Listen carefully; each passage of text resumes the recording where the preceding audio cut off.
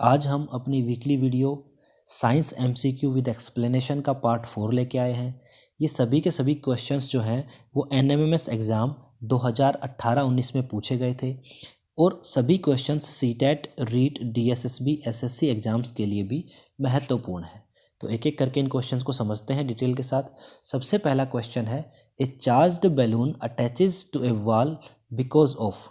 एक आवेशित गुब्बारा दीवार से चिपक जाता है, इसका कारण बताइए। तो देखिए, अगर एक गुब्बारे को हम सूखे बालों में रब करें तो उसके ऊपर क्या होता है, उसके ऊपर नेगेटिव चार्ज आ जाता है।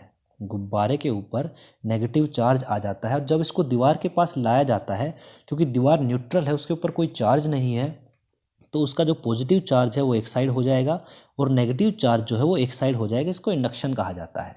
तो क्योंकि पॉजिटिव और नेगेटिव चार्ज पास पास आते हैं तो ये गुब्बारा उस दीवार के साथ अटैच हो जाता है। ठीक है, तो यहाँ पर अटैच होने का कारण है चार्ज, और यहाँ पर जो सारे के सारे चार्ज हैं वो स्टैटिक हैं, मतलब रेस्ट पे हैं। तो इसलिए इसका जो आंसर होगा वो आएगा इलेक्ट्रोस्टैटिक फोर्स, क्योंकि इलेक्ट्रोस्टैटिक फोर्स वो होता है जब चार्जेस रेस्ट पे होता है तब उनके बीच लगने वाला जो फोर्स होता है उसको हम इलेक्ट्रोस्टैटिक फोर्स कहते हैं। तो यहाँ पर क्योंकि चार्जेस एट रेस्ट था और उनके बीच में जो फोर्स लगा है, तभी इसका जो आंसर है वो ऑप्शन नंबर 2 इलेक्ट्रोस्टैटिक फोर्स आएगा। बाकी जो तीन ऑप्शन है जैसे muscular force, magnetic force, gravitational force, वो रिजेक्ट हो जाएंगे, क्योंकि ग्रेविटेशनल फोर्स दो बॉडीज़ के बीच में लगता है, उसके अंदर चार्जेस का कोई इन्वॉल्वमेंट नहीं होता। मैग्नेटिक फोर्स जो है वो मैग्नेट के बीच लगता है, और जो मस्कुलर फोर्स है वो हमें पेशियों से, मांसपेशियों से लगाना पड़ता है। तो यहाँ पर एक ही ऑप्शन करेक्ट है, इलेक्ट्रोस्टैटिक फोर्स या फिर स्थिर वैद्युत बल। ठीक है, नेक्स्ट क्वेश्चन देखते हैं। Loud sound can travel a large distance due to. तीव्र ध्वनि जो होती है वो अधिक दूरी तय करती है, इसका कारण बताइए। तो देखिए, जो तीव्र ध्वनि होती है, फिर जो लाउड साउंड होती है, उसका एम्पलीट्यूड बहुत ज़्यादा होता है, लेकिन वो ज़्यादा डिस्टेंस तक इसलिए ट्रैवल करती है क्योंकि एम्पलीट्यूड ज़्यादा होने से उसके पास एनर्जी भी ज़्यादा होती है। तो क्योंकि यहाँ पूछा गया है कि लाउड साउंड ज़्यादा डिस्टेंस क्यों ट्रैवल करती है, तो उसका जो कारण आएगा वो आएगा अधिक ऊर्जा, हायर एनर्जी। ऑप्शन नंबर 3 यहाँ पर करेक्ट है। नेक्स्ट क्वेश्चन देखते हैं। विच of the following works on the concept of multiple reflection. निम्नलिखित में से कौन सा बहुप्रतिबिंब के सिद्धांत पर कार्य करता है। तो देखिए, हमारे पास 4 अलग अलग ऑप्शन दिए हुए हैं, कैलेडायोस्कोप, टेलीस्कोप, बाइनोकुलर और सनग्लासेस। ठीक है, तो यहाँ पर जो पहला ऑप्शन है हमारा कैलेडायोस्कोप, ये जो है ये बहुप्रतिबिंब पर कार्य करता है। कैसे कार्य करता है देख लीजिए। यहाँ पर 3 या उससे ज़्यादा मिरर्स को एक दूसरे के साथ अटैच करके उनके अंदर हम कुछ वस्तुएं रख देते हैं, जिसकी वजह से हमें अलग अलग जो है वो डायग्राम या फिर जो अलग अलग डिज़ाइन दिखाई देते हैं, उसको हम कैलाइडोस्कोप या फिर बहुमूर्तिदर्शी कहते हैं। तो यहाँ पर पूछा गया था कि जो मल्टीपल रिफ्लेक्शंस पर डिपेंड करता है या फिर मल्टीपल रिफ्लेक्शन के ऊपर कौन सी चीज़ कार्य करती है, तो वो आएगा ऑप्शन नंबर 1, क्योंकि टेलीस्कोप के अंदर तो लेंसेज होते हैं, बाइनोकुलर में भी लेंसेज होते हैं और सनग्लासेस के अंदर भी लेंसेज होते हैं। यहाँ पर रिफ्लेक्शन के लिए जो मिरर होते हैं वो केवल और केवल जो कैलाइडोस्कोप होता है उसी के अंदर होता है। कैलाइडोस्कोप को हिंदी में बहुमूर्तिदर्शी भी कहा जाता है। तो यहाँ करेक्ट ऑप्शन हो जाएगा ऑप्शन नंबर 1। नेक्स्ट क्वेश्चन है, how many dots are present in Braille cell. देखिए, ब्रेल सेल जो होती है या जो ब्रेल लिपि होती है, वो जो चाक्षुष विकृति के जो लोग होते हैं, मतलब जिनको आंखों से दिखाई नहीं देता है, उनके लिए बनाई गई है। उसके अंदर डॉट डॉट के पैटर्न होते हैं और इस तरह से वो पैटर्न काम करते हैं। तो ये जो वर्ड लिखा जाता है या फिर मैं कहूँ कि एक लेटर जो लिखा जाता है, उसके लिए टोटल 6 डॉट्स होते हैं। ठीक है, इसको हम ब्रेल सेल या फिर ब्रेल कोष्ठक या प्रकोष्ठ कहते हैं। तो एक ब्रेल जो प्रकोष्ठ होता है उसके अंदर 6 डॉट्स होते हैं। आप दूसरे लेटर के लिए देख लीजिए, अल्फ़ाबेट के लिए, आप तीसरे अल्फ़ाबेट के लिए देख लीजिए, सभी में टोटल 6 स्पेस हैं और वहाँ पे डॉट पैटर्न से इसको समझाया जाता है, बताया जाता है। ठीक है, तो यहाँ पर जो हमारा आंसर आएगा वो आएगा ऑप्शन नंबर 4 कि ब्रेल प्रकोष्ठ या फिर जो ब्रेल सेल होती है उसके अंदर 6 डॉट्स होते हैं। ठीक है, next question, a full length image of distant tall building can definitely be seen by using. दूर स्थित एक ऊंचे भवन का पूरा प्रतिबिंब निम्नलिखित में से किसके द्वारा देखा जा सकता है। तो यहाँ पर बहुत सिंपल सा हमारा आंसर है, कॉन्वेक्स मिरर के द्वारा हम देख सकते हैं, उत्तल दर्पण के द्वारा देख सकते हैं। कारण क्या है, उत्तल दर्पण में जो वस्तु का जो प्रतिबिंब बनता है वो बहुत छोटा बनता है और जितनी दूर वस्तु होती है, जैसे मान लो यहाँ पर ये जो है मान लीजिए टाल बिल्डिंग है और ये देखो इतनी डिस्टेंस पर है, लेकिन इसका जो इमेज बन रहा है वो इतनी ही डिस्टेंस पर बन रहा है और काफ़ी छोटा बन रहा है। तो दूर स्थित अगर कोई टॉल बिल्डिंग है, ऊंची बिल्डिंग है, उसको पूरी का पूरा प्रतिबिंब जो है वो इसी दर्पण या इसी मिरर से बन जाता है। तो यहाँ पर हमारा आंसर आएगा कॉन्वेक्स मिरर या फिर उत्तल दर्पण। यहाँ पर ये चीज़ बताना भी ज़रूरी है कि जो हम गाड़ियों में जो शीशे होते हैं, पीछे देखने वाले जो मिरर होते हैं, वो भी कॉन्वेक्स मिरर ही होते हैं। कारण क्या है कि कॉन्वेक्स मिरर में जो इमेज बनती है वो छोटी बनती है और जितनी डिस्टेंस पे व्हीकल होता है उससे कम डिस्टेंस पे वो बनती है, मतलब ठीक है। तो जिससे हमें जो हमारा पीछे आने वाला जो व्हीकल है वो पूरा व्हीकल दिख जाता है, ठीक। तो यहाँ पर जितने भी व्हीकल्स होते हैं उनमें जो पीछे देखने के जो मिरर हैं वो कॉन्वेक्स मिरर होते हैं। तो यहाँ पर हमारा ऑप्शन आएगा ऑप्शन नंबर 2। नेक्स्ट क्वेश्चन देखते हैं। A pendulum completes 12 oscillations in 10 seconds. Its frequency and time period respectively are. एक सरल लोलक 10 सेकंड में 12 दोलन करता है, इसकी आवृत्ति व आवर्त काल को बताइए। तो देखिए हमने पेंडुलम का फ्रीक्वेंसी और टाइम पीरियड बताना है। हमें बताया हुआ है कितने ऑसिलेशंस कर रहा है, 12 ऑसिलेशंस कर रहा है वो, और कितने टाइम में कर रहा है, 10 सेकंड में कर रहा है। तो फ्रीक्वेंसी की जो डेफिनेशन होती है, फ्रीक्वेंसी होती है number of oscillations divided by time. मतलब यूनिट टाइम में जितने ऑसिलेशंस करता है वो उसकी फ्रीक्वेंसी होती है। यहाँ पर 12 ऑसिलेशन दिए हैं और 10 सेकंड, तो 12 को मैं ऊपर रखूँगा, 10 को नीचे, तो यहाँ पर आ जाएगा 1.2। और फ्रीक्वेंसी की जो यूनिट होती है वो होती है एच जेड या फिर हर्ट्स। तो फ्रीक्वेंसी के लिए तो आ जाएगा 1.2 हर्ट्स। इन चारों में केवल ऑप्शन नंबर 1 में ही है 1.2 हर्ट्स। अभी हम निकालते हैं टाइम पीरियड, ठीक है। टाइम पीरियड को निकालने का जो फॉर्मूला है हमारे पास, टाइम पीरियड को निकालने का फॉर्मूला है time period is always equal to 1 by frequency. यहाँ पर हमारी फ्रीक्वेंसी निकल के आई थी 1.2, तो इसको जब आप कैलकुलेट करेंगे तो ये आ जाएगा 0.83, और टाइम पीरियड की जो यूनिट होती है वो होती है सेकेंड। तो इन चारों ऑप्शन से मेरा ऑप्शन नंबर जो 1 है वो करेक्ट ऑप्शन हो जाएगा। अगर आपको इसका फॉर्मूला पता था तो आप बड़ी आसानी से इसको निकाल सकते हैं। फॉर्मूला मैं एक बार फिर बता देता हूँ। फ्रीक्वेंसी का फॉर्मूला होता है number of oscillations per unit time, और अगर फ्रीक्वेंसी का अपोजिट या उल्टा कर दे, रेसिप्रोकल कर दे, तो हम वहाँ पर उसका टाइम पीरियड निकाल सकते हैं। फ्रीक्वेंसी की जो यूनिट होती है वो हर्ट्ज होती है और टाइम पीरियड की जो यूनिट होती है वो सेकेंड होती है, ठीक है। नेक्स्ट देखते हैं। फॉर द फॉलोइंग फिगर, नीचे आपको एक डायग्राम दिख रहा है, which one of the options among the given options is correct. दो मिरर हैं, दोनों 90 डिग्री पे अटैच हैं। देख लीजिए, दो मिरर हैं, एक ये मिरर और दूसरा ये मिरर, दोनों के बीच में 90 डिग्री एंगल है और मुझे इस आई एंगल की वैल्यू निकालनी है, ठीक है। तो यहाँ पर देखिए लॉ ऑफ रिफ्लेक्शन क्या कहता है कि जब भी किसी मिरर के ऊपर एक लाइट आती है उसको इंसिडेंट लाइट कहते हैं, इंसिडेंट रे कहते हैं। 90 डिग्री का एंगल बनाते हुए लाइन खींचे उसको नॉर्मल कहते हैं, और रिफ्लेक्ट होने के बाद जो लाइट जाती है उसको रिफ्लेक्टेड रे कहते हैं। और ये जो एंगल बनते हैं, ये एंगल आई और angle R, angle of incidence बोलते हैं, इसको एंगल ऑफ रिफ्लेक्शन बोलते हैं। ये दोनों इक्वल होते हैं। तो यहाँ पर देखिए, ये जो रे आई, इस रे ने यहाँ पर 30 डिग्री का एंगल बनाया। इसका मतलब ये है कि रिफ्लेक्ट होने के बाद जो ये एंगल बनेगा ये भी 30 डिग्री का बनेगा, ठीक है। तो ये एंगल अगर 30 डिग्री का आ गया, मेरे पास जो ये वाला एंगल है ये 30 डिग्री का आ गया, तो ये जो एंगल बचेगा इधर, ये मेरा बचेगा 60 डिग्री का, क्योंकि ये जो टोटल एंगल है इधर ये 90 डिग्री का है। यहाँ समझ लीजिए, ये जो पूरा एंगल है ये एंगल 90 डिग्री का है, जिसके अंदर इसका ये पार्ट 30 है, तो बचा हुआ पार्ट कितना होगा, 60 होगा। वहीं पर ये जो ट्रायंगल बन रही है इधर, ये वाली जो ट्रायंगल बन रही है, इस ट्रायंगल के में मेरे पास ये वाला एंगल तो है 60 डिग्री, एक एंगल 90 डिग्री है, तो मेरा ये एंगल कितना डिग्री बच जाएगा, ये एंगल मेरा बचेगा 30 डिग्री।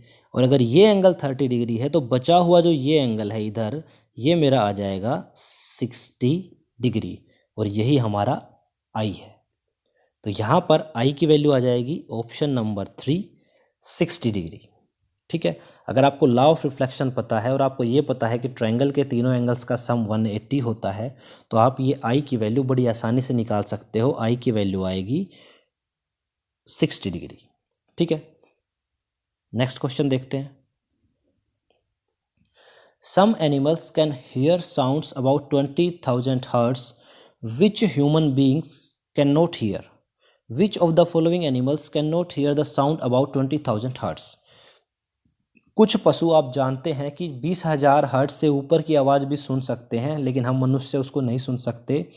तो इन चारों ऑप्शंस में से आपने ये बताना है कि वो कौन से एनिमल हैं जो 20,000 हर्ट्ज से ऊपर की आवाज़ नहीं सुन सकते। तो सबसे पहले तो मैं आपको ये बता दूं कि 20,000 हर्ट्ज से ऊपर की आवाज़ को अल्ट्रासोनिक साउंड कहते हैं, अल्ट्रासोनिक साउंड। और यहाँ पर जो ऑप्शन दिए हैं जैसे डॉग, कुत्ता, पोरपोइज, ये स्पेलिंग थोड़ी गलत है, पोरपोइज आएगा। पोरपोइज का मतलब डॉल्फिन जैसी एक मछली होती है लेकिन छोटी होती है साइज में, और बैट, ये तीनों इस आवाज़ को सुन सकते हैं। वहीं जो राइनोसोरस होते हैं, जो गैंडे होते हैं, वो इतनी ज़्यादा फ्रीक्वेंसी की आवाज़ को सुन नहीं सकते हैं। तो यहाँ पर करेक्ट ऑप्शन आ जाएगा ऑप्शन नंबर 2। और यहाँ पर एक चीज़ और बताना ज़रूरी है, राइनोसोरस जो हैं या फिर जो गैंडे होते हैं वो 20 हर्ट्ज से भी कम की आवाज़ को सुन सकते हैं, और जो 20 हर्ट्ज से कम की आवाज़ है उसको इंफ्रासोनिक कहा जाता है, उसको इंफ्रासोनिक कहा जाता है। 20 हर्ट्ज से नीचे की आवाज़ इंफ्रासोनिक होती है जिसको गैंडे सुन सकते हैं, और 20,000 हर्ट्ज से ऊपर की आवाज़ को अल्ट्रासोनिक कहा जाता है। तो यहाँ पे करेक्ट ऑप्शन है option number 2। Next question, which of the following is correctly written in increasing order. नीचे आपको 3 टाइप के जो फ्रिक्शन होते हैं, rolling friction, sliding friction, static friction, इनको इंक्रीजिंग ऑर्डर में लिखना है। कौन सा वाला ऑप्शन सही है? तो इनको लिखने से पहले आपको पता होना चाहिए कि रोलिंग फ्रिक्शन क्या होता है, स्लाइडिंग फ्रिक्शन क्या होता है और स्टैटिक फ्रिक्शन क्या होता है। तो देखिए, अगर किसी कोई चीज़ रेस्ट पे है, उसको आप धक्का लगाते हैं और उसने खिसकना शुरू कर दिया, अपनी जगह से मूव करना शुरू कर दिया, तो उसके ऊपर जो फोर्स लगता है वो स्टैटिक फ्रिक्शन होता है। और एक बार वो मूव कर गई तो उसको लगातार मूव कराने के लिए जो फोर्स लगाते रहना पड़ता है उसको स्लाइडिंग फ्रिक्शन कहते हैं। वहीं अगर किसी ड्रम को या फिर जैसे कोई घूमती हुई चीज़, जैसे इस बुक के नीचे हमने पेंसिल लगा दी और जब इसको मूव करा रहे हैं तो इसको हम रोलिंग फ्रिक्शन कहते हैं। तो यहाँ पर सबसे कम जो फ्रिक्शन लगता है, इस दोनों ही सिचुएशन में आपको दिख रहा होगा, सबसे कम फ्रिक्शन ये लगता है जिसको हम रोलिंग फ्रिक्शन कहते हैं। रोलिंग फ्रिक्शन सबसे कम होता है। किसी रुकी हुई चीज़ को धक्का लगाना मुश्किल होता है, उसमें जो है ज़्यादा बल लगाना पड़ता है, तो स्टैटिक फ्रिक्शन सबसे ज़्यादा होता है। वहीं जो स्लाइडिंग फ्रिक्शन है वो बीच का होता है। स्लाइडिंग कौन सा वाला है? कोई चीज़ चल रही है, उसको चलते रखना है, तब उसके ऊपर जो बल लगाना है वो जो है वो स्लाइडिंग फ्रिक्शन होता है। ठीक है, तो इन तीनों में रोलिंग फ्रिक्शन सबसे कम, स्लाइडिंग बीच में और स्टैटिक फ्रिक्शन सबसे ज़्यादा होगा। और हमने इसको इंक्रीजिंग ऑर्डर में ही लगाना था, तो हमारा ऑप्शन नंबर 1 ही करेक्ट हो जाएगा कि रोलिंग सबसे कम, स्लाइडिंग बीच में और स्टैटिक फ्रिक्शन सबसे ज़्यादा। ये हमारा जो 8वीं क्लास का जो फ्रिक्शन वाला चैप्टर है, चैप्टर नंबर 12, उसमें बड़े अच्छे से समझाया हुआ है। आप जो वीडियो हैं 8वीं क्लास की वो डिस्क्रिप्शन में जाके देख सकते हैं, उसमें हमने इसके बारे में बताया हुआ है। ठीक है, नेक्स्ट क्वेश्चन देखते हैं। When a force of 20 Newton acts perpendicularly on an area 5 centimetre square, the pressure on the surface will be. 20 Newton का बल लग रहा है और 5 सेंटीमीटर स्क्वायर का एरिया है, हमने निकालना है प्रेशर। तो हमारे पास प्रेशर का फॉर्मूला होता है, pressure is equal to force by area. बड़ा सिंपल सा फॉर्मूला है, लेकिन यहाँ पर एक छोटी सी दिक्कत है, ये 5 सेंटीमीटर स्क्वायर है और जो एरिया की जो ऐसा यूनिट है या फिर इस फॉर्मूले में जो यूनिट हम पुट करते हैं वो होती है मीटर स्क्वायर। तो पहला काम है इस सेंटीमीटर स्क्वायर को मीटर स्क्वायर में कन्वर्ट करना। तो 1 सेंटीमीटर स्क्वायर जो होता है वो 10,000, सॉरी उल्टा बोल गया मैं, 1 मीटर स्क्वायर जो होता है वो 10,000 सेंटीमीटर स्क्वायर के बराबर होता है। तो अगर मुझे इसको कन्वर्ट करना है तो मैं इसको कन्वर्ट करूँगा 5/10,000 मीटर स्क्वायर, इतना एरिया बनेगा। ठीक है, हमने निकालना है प्रेशर। प्रेशर का फॉर्मूला है फोर्स बाई एरिया फोर्स हमें दे रखा है 20 न्यूटन,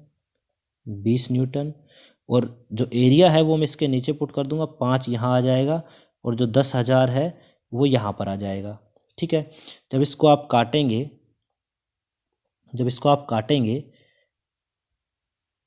नहीं, यहाँ पे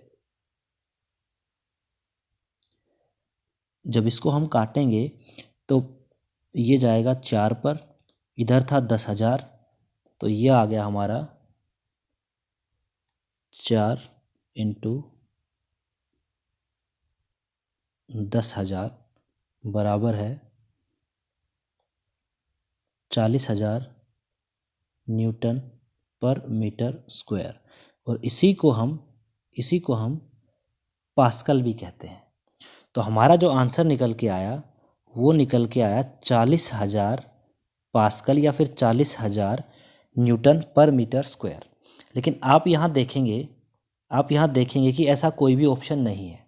हमारे इस क्वेश्चन के जो चारों ऑप्शन हैं वो गलत हैं, और हमारा जो करेक्ट आंसर है वो आएगा 40,000 पास्कल।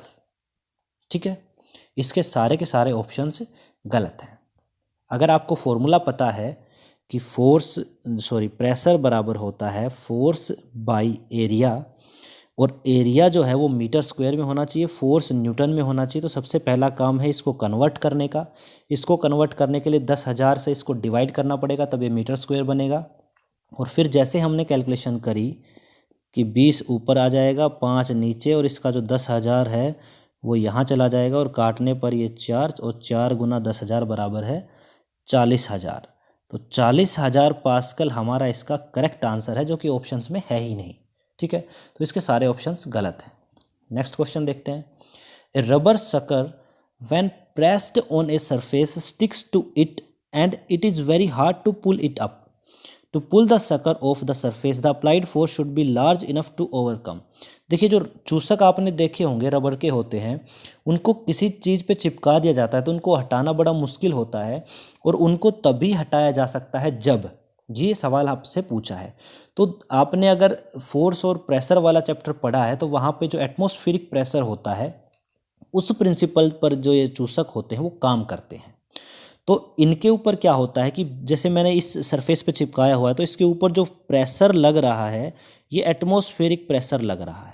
कौन सा प्रेशर लग रहा है? एटमॉस्फेरिक प्रेशर लग रहा है। और मुझे अगर इसको हटाना है यहाँ से, तो मुझे कम से कम इतना बल लगाना चाहिए कि जो एटमॉस्फेरिक प्रेशर है उससे ज़्यादा बल लगाऊंगा तभी ये वहाँ से हटेगा। ये एटमॉस्फेरिक प्रेशर वाले पार्ट में था।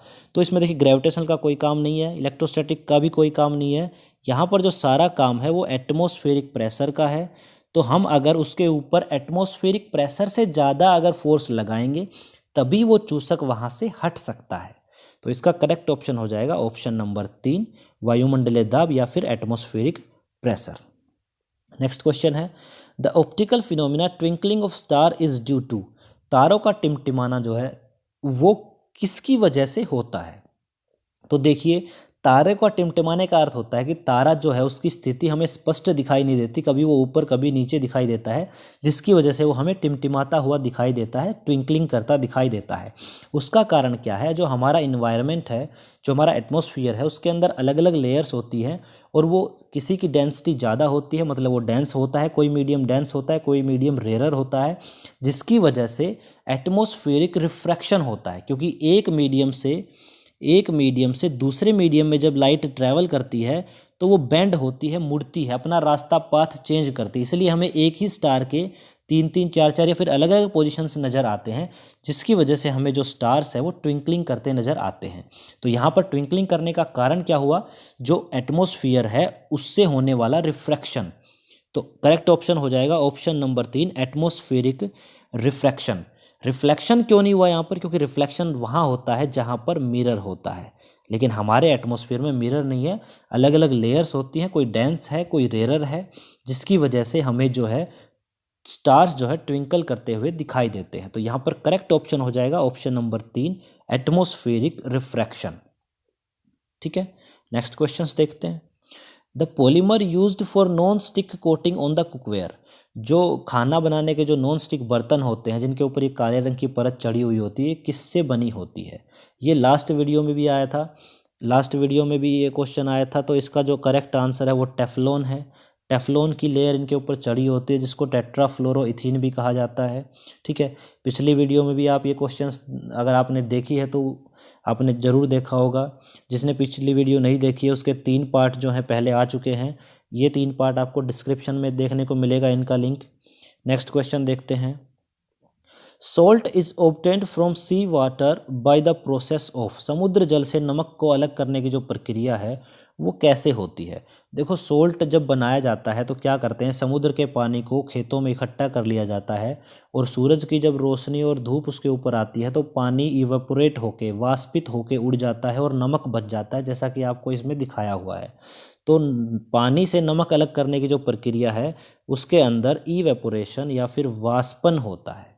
ठीक है, तो नमक बनाने की जो प्रक्रिया है वो वाष्पन से या फिर इवेपोरेशन से हम नमक बनाते हैं।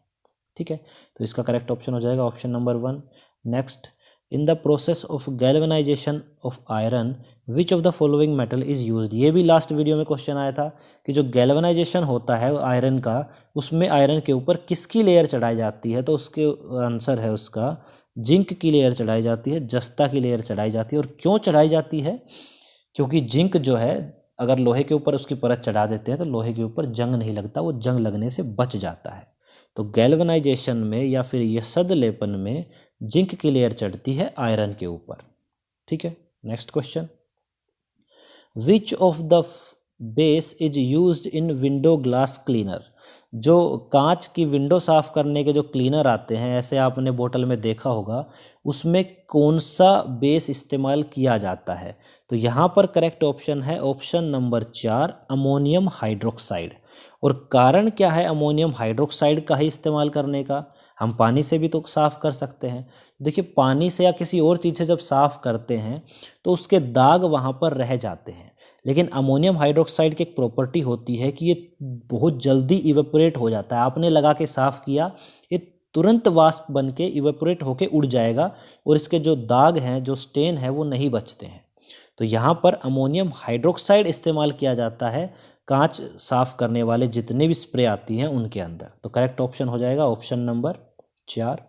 Next question, which of the following can be beaten into thin sheets. इनमें से चारों में से किसको हम पतली चद्दर बना सकते हैं, किससे। तो ये मेटल्स की एक प्रॉपर्टी होती है जिसको मेलिएबिलिटी कहते हैं, आघात वर्धनीयता कहते हैं। उसमें क्या होता है, मेटल्स को पीट पीट के उसकी थिन शीट्स बनाई जा सकती है। इन चारों ऑप्शन में सल्फर, क्लोरीन, हाइड्रोजन ये सब नॉन मेटल हैं, केवल जिंक जो है वो एक मेटल है। तो मेटल को ही पीट पीट के उसकी थिन शीट्स बनाई जा सकती है। तो यहाँ पे करेक्ट ऑप्शन हो जाएगा option number 4, zinc. Next question, the fibre obtained by chemical treatment of wood pulp is. जो लकड़ी का जो लुगदी होती है उसके रासायनिक उपचार से कौन सा जो फाइबर है वो प्राप्त किया जाता है। तो यहाँ पर अगर आपने सिंथेटिक फाइबर वाला चैप्टर पढ़ा है तो उसके अंदर सबसे पहला आता है रेयोन। रेयोन को वुड पल्प का केमिकल ट्रीटमेंट करके ही बनाया जाता है। और रेयोन का एक और नाम भी है, कई बार पेपर में आता है, इसको आर्टिफिशियल सिल्क भी कहा जाता है। आर्टिफिशियल सिल्क भी रेयोन को कहा जाता है। इसको बनाने की क्या तरीका है, इसको बनाने के लिए जो लकड़ी की लुगदी होती है, वुड पल्प जो होता है, उसका केमिकल ट्रीटमेंट किया जाता है। तो करेक्ट ऑप्शन है option number 3, rayon. Next question, the chemical used to test proteins in food samples are. किसी भी खाने की चीज़ में प्रोटीन को टेस्ट करने के लिए जो केमिकल्स यूज़ किए जाते हैं उनका नाम बताओ। ये हमारा 6th क्लास के 2nd चैप्टर से है। वहाँ पर अलग अलग फूड आइटम्स को टेस्ट करने के लिए हमारे पास कुछ टेस्ट हैं, स्टार्च के टेस्ट के लिए भी है, प्रोटीन के लिए भी है, फैट के लिए भी है। तो प्रोटीन के टेस्ट के लिए हम 2 केमिकल्स यूज़ करते हैं। एक केमिकल को कहते हैं कॉपर सल्फेट और दूसरे को कहते हैं सोडियम हाइड्रोक्साइड। इनकी कुछ ड्रॉपलेट्स डाल के, इनकी कुछ ड्रॉप्स डाल के हम टेस्ट करते हैं प्रोटीन का। कैसे टेस्ट करते हैं, जिस भी आइटम में हमने टेस्ट करना है उसके अंदर 2 बूंदें हम डालेंगे कॉपर सल्फेट की, 10 बूंदें डालेंगे सोडियम हाइड्रोक्साइड की। अगर उस खाने की चीज़ का जो रंग है वो बैंगनी हो जाता है, पर्पल अगर हो जाता है, तो ये बताता है कि उसके अंदर प्रोटीन मौजूद है। ठीक है, तो उन दोनों को इस्तेमाल किया जाता है, कॉपर सल्फेट और sodium hydroxide. Next question, the chemical compound present in calamine solution is, या कैलेमाइन लोशन इज, कैलेमाइन जो लोशन होता है उसके अंदर कौन सा कंपाउंड पाया जाता है? कैलेमाइन होता क्या है? देखिए कैलेमाइन लोशन जो होता है वो एक बेस से बना होता है, मतलब उसमें अगर कभी आपको किसी चींटी ने काट दिया या फिर आपको इचनेस हो रही है, एसिड की वजह से अगर कोई भी परेशानी होती है आपकी स्किन में, जिसमें चींटी का काटना भी है, मधुमक्खी का काटना भी है, तो उसके ऊपर हम कैलेमाइन लोशन लगाते हैं। तो कैलेमाइन लोशन के अंदर, क्योंकि यह एसिड के ऊपर काम करेगा, तो इसके अंदर बेस होता है और ये बना होता है जिंक कार्बोनेट का, या फिर इसके अंदर होता है जिंक कार्बोनेट। ठीक है, तो जिंक कार्बोनेट से बना होता है कैलेमाइन लोशन। तो करेक्ट ऑप्शन है हमारे पास जिंक कार्बोनेट, क्योंकि जिंक कार्बोनेट एक बेस होता है, एक क्षारक होता है। ठीक है, next question, the polymer use to manufacture water bottles safe for drinking purpose. देखिए जितनी भी पानी की बोतलें हम देखते हैं जो हम पानी पीने में इस्तेमाल करते हैं, वो सेफ जो बोटल्स बनाता है वो पेट होती हैं, PET। आपने ये नाम कई बार सुना होगा कि किसी ड्रिंक, आपने माजा की कोई बोतल ली, उसमें लिखा था कि भाई इसके साथ एक पेट बोतल फ्री मिल रही है, उसके साथ पेट बोतल मिल रही है। तो पेट से बनी हुई होती हैं वो पानी पीने की बोतलें। पेट का क्या फुल फॉर्म होता है? देख लीजिए, पेट का फुल फॉर्म होता है पॉली इथाइलिन टर्थलेट। पॉली इथाइलिन टर्थलेट जो है वो पेट का फुल फॉर्म होता है और इससे पानी की बोतलें बनाई जाती हैं। ठीक है, तो करेक्ट ऑप्शन है option number 4। Next question, what is the product formed when sulphur dioxide is dissolved in water. Sulphur dioxide को पानी में मिलाने से क्या केमिकल बनेगा? देखिए सल्फर डाइऑक्साइड का फॉर्मूला होता है SO2, इसमें हमने पानी मिला दिया, पानी का फॉर्मूला है H2O, ये मिलके बनाते हैं H2SO3। इस चीज़ का नाम है सल्फ्यूरस एसिड। सल्फ्यूरस एसिड इसका करेक्ट ऑप्शन है। जो एसिड रेन होती है, हम कहते हैं कि भाई अम्लीय वर्षा हो रही है, अम्लीय वर्षा में क्या होता है, कुछ इंडस्ट्रीज से सल्फर डाइऑक्साइड और नाइट्रोजन ऑक्साइड जो है हवा में मिल जाते हैं और पानी बारिश के साथ मिलके वो एसिड बना देते हैं। उन्हीं में से एक एसिड है सल्फ्यूरस एसिड। तो यहाँ पर जो करेक्ट ऑप्शन है वो है सल्फ्यूरस एसिड या फिर H2SO3। जो सल्फ्यूरिक एसिड होता है उसका फॉर्मूला थोड़ा सा अलग होता है, H2SO4। इसको एसिडों का राजा या फिर king of all the acids भी कहा जाता है। तो अगर king of all the acids पूछे तो H2SO4, और अगर इसी रिएक्शन की बात करें या फिर बोले कि जो एसिड रेन होती है उसके अंदर कौन सा एसिड होता है, उसके अंदर एक होता है सल्फ्यूरस एसिड। ठीक है, नाइट्रस एसिड भी होता है और सल्फ्यूरस एसिड भी होता है, दोनों के दोनों होते हैं। Next, which of the following is non biodegradable. निम्नलिखित में से कौन सा अपशिष्ट जैव अनिम्नीकरणीय है? तो नॉन बायोडिग्रेडेबल या फिर बायोडिग्रेडेबल क्या होते हैं? बायोडिग्रेडेबल बता देता हूँ, जो चीज़ें या फिर जो पदार्थ जो हैं उनको माइक्रोब्स, जो सूक्ष्म जीव होते हैं, वो डिग्रेड करके समाप्त कर देते हैं, उनको तो कहते हैं बायोडिग्रेडेबल। और जिनको वो समाप्त नहीं कर सकते ऑर्गेनिक तरीके से, उसको हम नॉन बायोडिग्रेडेबल कहते हैं। तो यहाँ पर देखिए, कागज़ तो कुछ समय में गल सड़ के ख़त्म हो जाता है, खाने के जो वेस्ट होते हैं वो भी ख़त्म हो जाते हैं, लकड़ी भी गल सड़ के ख़त्म हो जाती है, तो ये तीनों तो बायोडिग्रेडेबल हैं। कांच इस तरह से कभी भी ख़त्म नहीं होता है, कांच को अगर आप डालोगे तो वो उसकी लाइफ बहुत लंबी होती है और वो ऐसे माइक्रोब से गलने वाली चीज़ नहीं है। तो नॉन बायोडिग्रेडेबल के लिए हमारे पास एक ही ऑप्शन बचा, कांच या फिर ग्लास। ठीक है, नेक्स्ट क्वेश्चन देखते हैं।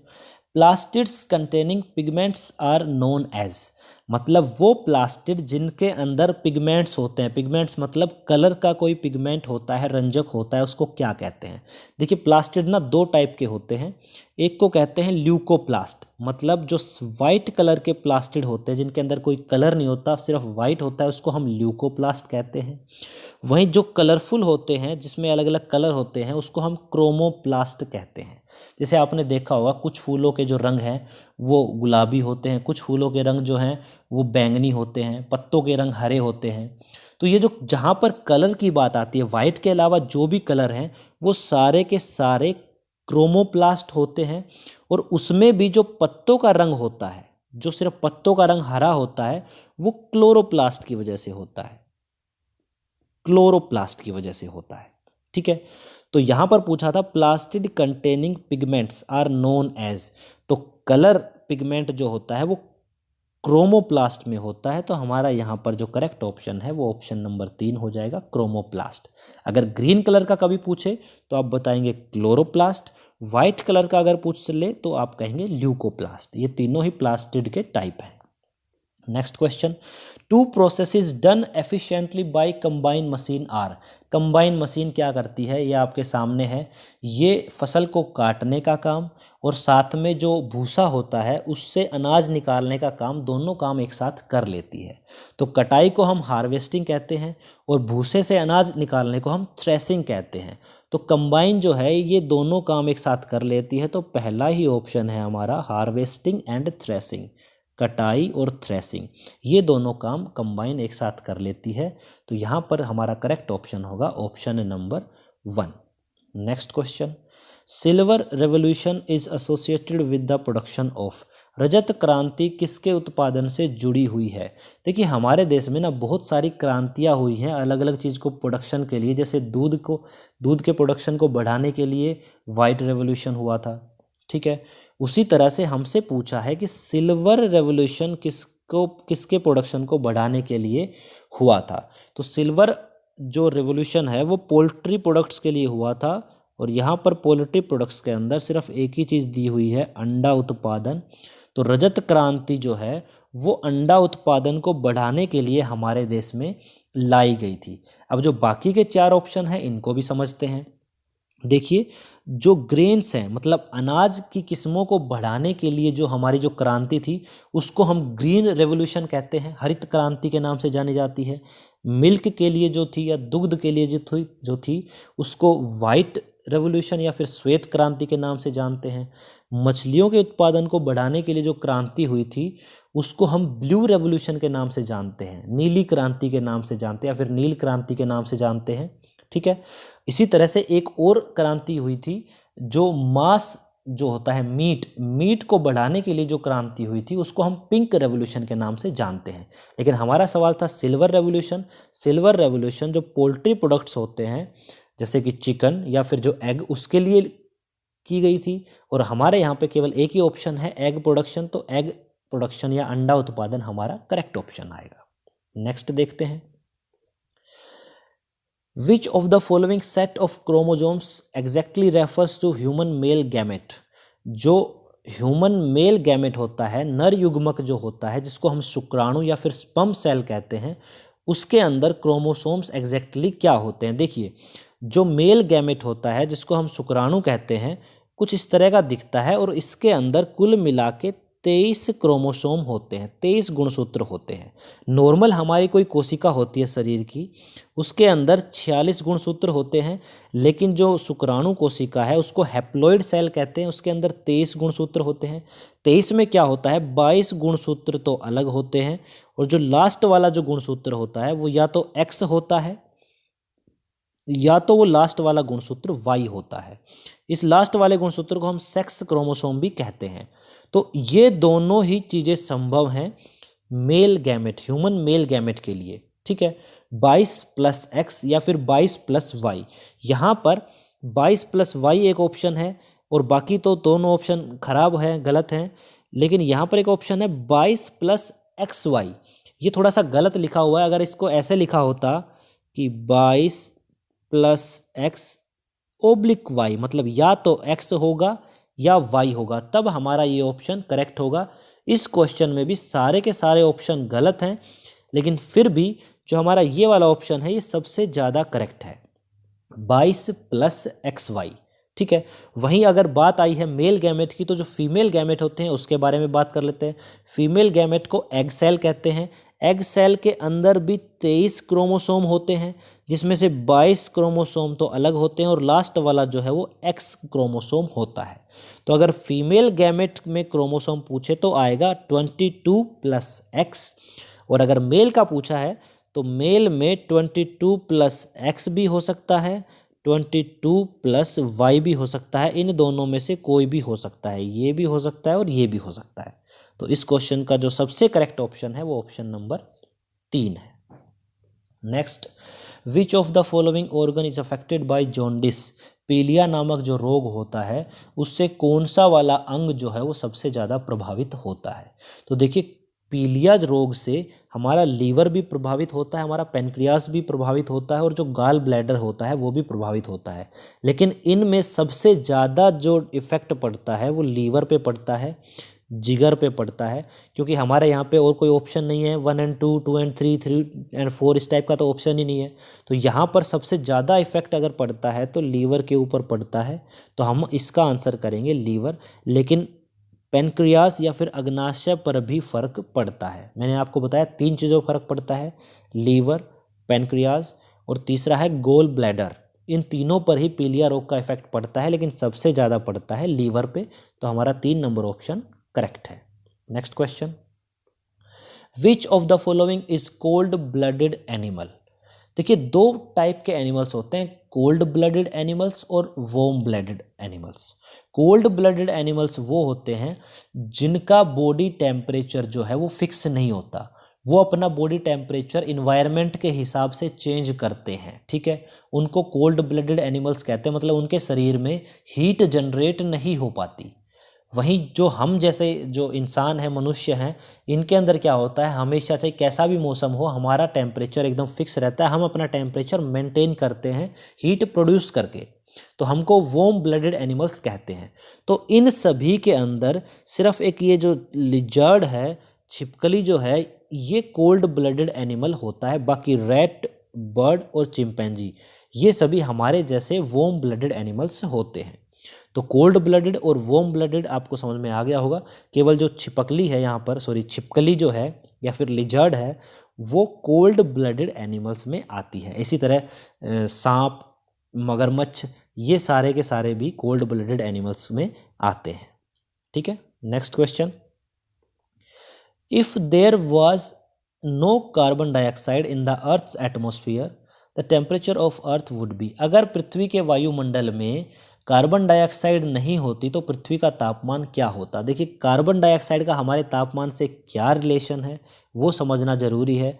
हमारी देखिए, ये हमारी अर्थ है, मान लीजिए अर्थ ब्लू है, हम ब्लू से बनाते हैं।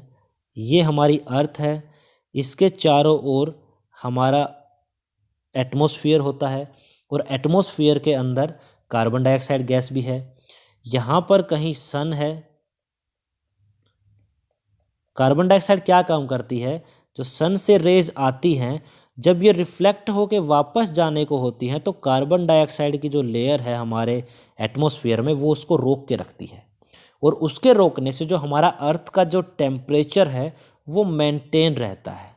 टेम्परेचर जो है वो मेंटेन रहता है। जैसे आजकल जो हमारा टेम्परेचर चल रहा है वो 20-25 डिग्री, गर्मियों में 40-45 डिग्री तक चला जाता है। तो ये जो टेम्परेचर मेंटेन रखने का काम है वो कार्बन डाइऑक्साइड की वजह से ही होता है, ठीक है। तो मान लीजिए अगर हमारे इन्वायरमेंट में कार्बन डाइऑक्साइड हो ही ना तो क्या होगा, सन से रेडिएशंस आएंगी और वो वापस चली जाएंगी। मतलब उसको कैप्चर करने का, रोकने का कोई भी रास्ता नहीं है हमारे पास, जिससे क्या होगा, हमारी अर्थ का टेम्परेचर जो है वो कम हो जाएगा। तो यहाँ पर हमारा ऑप्शन नंबर ए करेक्ट है, जो कहता है कि अगर कार्बन डाइऑक्साइड ना हो तो जो तापमान है वो वर्तमान से कम हो जाएगा, लोअर देन द प्रेजेंट। एक सर्वे के हिसाब से लगभग अर्थ का टेम्परेचर -20 डिग्री सेल्सियस हो जाएगा अगर हमारी सारी कार्बन डाइऑक्साइड गैस जो है वो ख़त्म हो जाए तो। मतलब -20 डिग्री तक जा सकता है एवरेज टेम्परेचर अर्थ का। तो यहाँ पे ऑप्शन नंबर 1 करेक्ट है। नेक्स्ट क्वेश्चन देखते हैं, in human mainly absorption of water takes place in? जो हमारा पाचन तंत्र होता है, जो ठीक है, उसके अंदर जो एब्जॉर्प्शन का काम होता है, एब्जॉर्प्शन मतलब जैसे हमने खाना खाया, पचाया, डाइजेस्ट किया, डाइजेस्ट होने के बाद जो ग्लूकोज, अमीनो एसिड्स और जो फैटी एसिड्स बनते हैं वो सारे के सारे स्मॉल इंटेस्टाइन में जाके एब्जॉर्ब होते हैं। उनका अवशोषण छोटी आंत में होता है। कारण क्या है, छोटी आंत के अंदर ऐसी बहुत सारी संरचनाएं होती हैं जो आपको दिख रही हैं। इनको हम विलाई या फिर माइक्रोविलाई कहते हैं या फिर दीर्घरोम कहते हैं हिंदी में। इनके अंदर बहुत सारी ब्लड कैपिलरीज होती हैं और जो भी खाना हमने डाइजेस्ट किया वो ब्लड के अंदर चला जाता है इन ब्लड कैपिलरीज के थ्रू। तो यहाँ पे पूछा है वाटर जो है वो कहाँ पे एब्जॉर्ब होता है। तो खाने के साथ साथ जितना भी ज़्यादातर जो पानी है वो स्मॉल इंटेस्टाइन में ही एब्जॉर्ब होता है। कुछ पानी और सोल्ट जो हैं वो लार्ज इंटेस्टाइन में जाके भी एब्जॉर्ब होते हैं। लेकिन इसमें क्या पूछा है, मुख्यतः पानी का अवशोषण मतलब मेनली सबसे ज़्यादा एब्जॉर्प्शन कहाँ होता है, स्मॉल इंटेस्टाइन में होता है। तो यहाँ पर ऑप्शन नंबर 2 हमारा करेक्ट हो जाएगा। Next, what does PM stands for in weather forecast report. देखो आपने पीछे न्यूज़ में बहुत देखा होगा कि जो दिल्ली का प्रदूषण है या दिल्ली NCR का जो प्रदूषण है, पोल्यूशन है, वो बहुत ज़्यादा बढ़ गया है। तो वहाँ पर एक नंबर से दिखाते थे कि भाई PM 2.5 जो है वो 300 के पार चला गया है, वहीं PM 10 जो है वो 200 के पार चला गया है। इस तरह से आपने वेदर रिपोर्ट देखी होगी। तो यहाँ पर जो ये PM वर्ड है, ये जो PM वर्ड है इसका मतलब होता है पर्टिकुलेट मैटर, कणीय पदार्थ। मतलब हमारे इन्वायरमेंट में कितने पदार्थ हैं, कितने कण हैं, उसकी संख्या को हम PM से डिनोट करते हैं। PM का मतलब है पर्टिकुलेट मैटर या फिर कणीय पदार्थ। अब यहाँ पर PM भी 2 हैं, 2.5 और 10। ये 2.5 और 10 क्या है, ये उन कणों का साइज है। मतलब जहाँ पे 2.5 आ रहा है उसका मतलब ये है कि ये जो कण मैं बात कर रहा हूँ 300, ये 2.5 माइक्रोमीटर साइज के हैं। और वहीं जो PM 10 है वो 10 माइक्रोमीटर साइज के हैं। मतलब इस साइज के इतने कण हैं हमारे पास और इस साइज के इतने कण हैं, तब पोल्यूशन हो रहा है।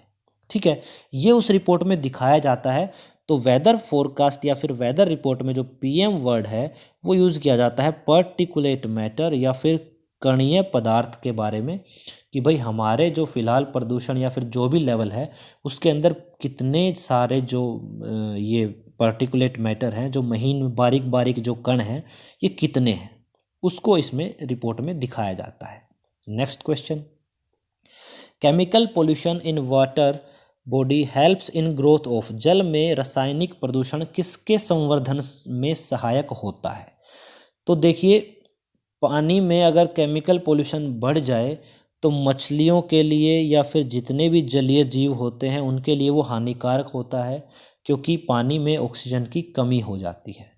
वहीं पर जो एल्गी होती है जिसको हम शैवाल कहते हैं, हिंदी में कुछ जगह इसको काई भी कहा जाता है, उसकी ग्रोथ इसकी वजह से ज़्यादा बढ़ जाती है। क्योंकि केमिकल्स में क्या होता है, केमिकल्स में नाइट्रोजन होगा, ठीक है, और भी कुछ केमिकल्स होंगे, और ये जो एल्गी है ये नाइट्रोजन और बाकी केमिकल्स के ऊपर ग्रोथ करती है। और आप यकीन नहीं करेंगे, अगर किसी पानी में बहुत सारा केमिकल पोल्यूशन हो गया है तो वहाँ पर जो एल्गी है वो बहुत फास्ट ग्रो करती है और बहुत जल्दी जल्दी ग्रो करके पूरे पानी में फैल जाती है।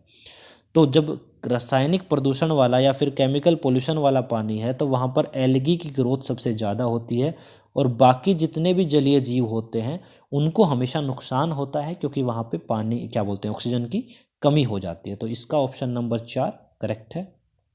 Next question, amaranthus is the name of a common. Amaranthus एक सामान्य ब्लैंक का नाम है। देखिए एमेरेंथस जिसको हम चौलाई कहते हैं हिंदी में, ये हम एक सब्जी के रूप में इस्तेमाल करते हैं, मतलब पत्तेदार सब्जी होती है।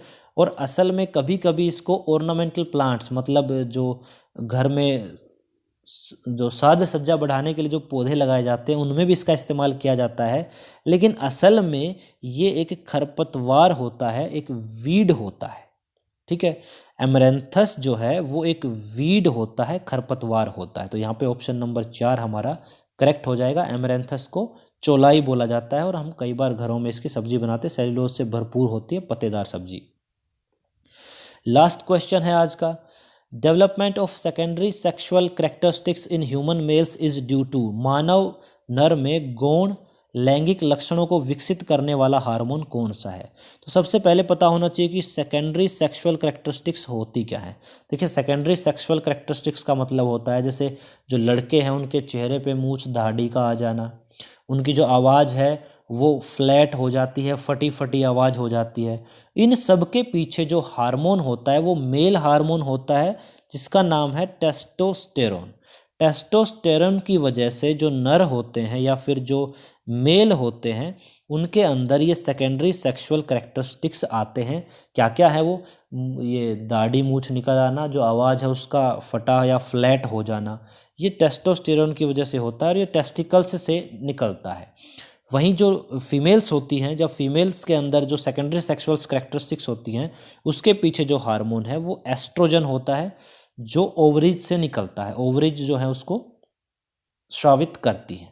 ठीक है, तो यहाँ पे मेल्स का पूछा था, तो मेल्स के लिए जो ये हार्मोन है उसका नाम है टेस्टोस्टेरोन। अगर आपसे कहीं फीमेल हार्मोन पूछ ले तो एस्ट्रोजन होता है, मेल हार्मोन जो है वो टेस्टोस्टेरोन होता है। ठीक है, यहाँ पर हमने हमारे 35 क्वेश्चंस जो हैं वो कंप्लीट कर लिए हैं। ये वीडियो जो है हमारे 1 2 3 पार्ट का चौथा हिस्सा है और 3 पार्ट हम पहले कर चुके हैं जिसमें इसी तरह के हम 35 क्वेश्चंस जो है वो डिस्कस किए हैं। जो अगर आपने पहले के 3 पार्ट नहीं देखे हैं तो उनको आप डिस्क्रिप्शन में जो लिंक दिया है उसमें जाके देख सकते हैं। अगर आपको ये वीडियो अच्छी लगी हो तो मेरे चैनल को सब्सक्राइब कर सकते हैं। आप सभी का इस वीडियो को यहाँ तक देखने के लिए थैंक यू।